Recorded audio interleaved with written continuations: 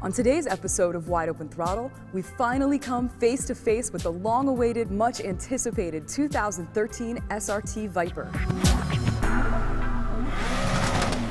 Hey everyone, I'm Jessie Lang, and thanks for joining me today for a very special episode of Wide Open Throttle.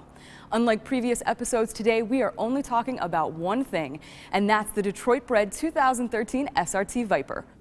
We are one of the first outlets in the world to get our hands on the 2013 SRT Viper, and although the folks at Chrysler won't let us drive it yet, we can get up close and personal and show you all the details you've been dying to see. Let's take a look.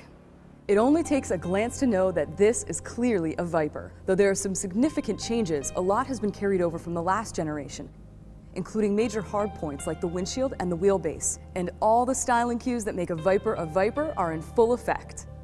There are two models. This is the top-of-the-line GTS model, which adds premium features over the base Viper, including a special two-mode suspension and a beautifully upgraded interior. The Viper's face features a modified version of the famous crosshair grille, flanked by two carbon fiber brake cooling inlets. Above that, there's the new Stryker logo, and on the clamshell hood, a functional NACA duct sits between two heat extraction vents. From the profile, you can see that Viper's long hood, short rear deck proportions have been carried over, along with the deep side scallops and side exhaust pipes. In short, the curves are back. The SRT rides on 18-inch front, 19-inch rear wheels and has a big brake package with 4-piston calipers all around. At the back, it's got wide triangular-shaped taillights and a carbon fiber rear diffuser. In fact, the big news about the Viper is that they're using a lot of lightweight materials. And thanks to the addition of this carbon fiber, as well as magnesium, aluminum, and high-strength steel, SRT claims the 2013 Viper has 50% greater torsional stiffness and the best power-to-weight ratio ever in a Viper. And under the hood, you'll still find the mighty 8.4-liter V10 that will send power to the rear wheels through a 6-speed manual transmission. The Viper now has ESC and traction and launch control, which should help it get to 60 in the low 3-second range. So we've seen the car, and now it's time to talk with the man behind the Viper.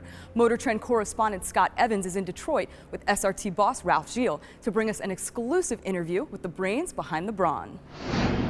So when we set out to design the new 2013 Viper, we had a lot to think about. You know, we looked at designs that were way out there, very, very different, even changing cab proportions and whatnot. We looked at evolutionary designs, but we soon realized that the vehicle is iconic. In every performance measure, we've improved the car. It's quicker, it's faster, it's more nimble, it's more progressive, it's more drivable. The ratios are quicker, it's more anxious than ever, but it kind of has this ability to, you wear this car now, you know? So I think we've managed to improve the car in every engineering metrics that we could find. It's kind of the Viper it always deserved to be, so to speak, without forgetting where we came from. So I'm really excited that we've kind of found that magic balance.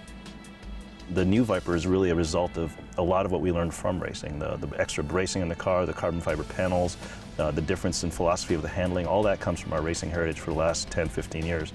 And that's been a big part about what Viper's all about. So we thought it was important as a way to market the car. We're never going to have TV commercials. We don't actually buy ads in magazines. We let the car do this talking, and what better way than to go racing. So the racing is going to be a big part of what the new Viper is all about, building its credibility and hopefully showing to the world that this car turns as well as looks good. So we're really excited to kind of see who's going to get turned on by this, and I think we'll see a lot of new people come to the brand, but at the same time not upset our wonderful owner base, which is the Viper Club and current owners. Thanks, Scott. That's it for this very special Viper edition of Wide Open Throttle. Sadly, we can't drive it yet, but when we can, rest assured that you'll be riding shotgun. And in the meantime, I can at least let you hear it growl.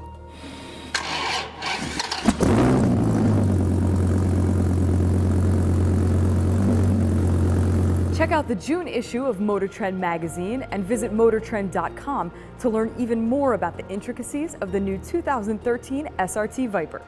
Of course, the Viper wasn't the only jaw-dropper to debut this year. Be sure to tune in next Thursday for our complete coverage of the New York Auto Show. That's all for this week's edition of Wide Open Throttle. I'm Jessie Lang, and I'll see you next week.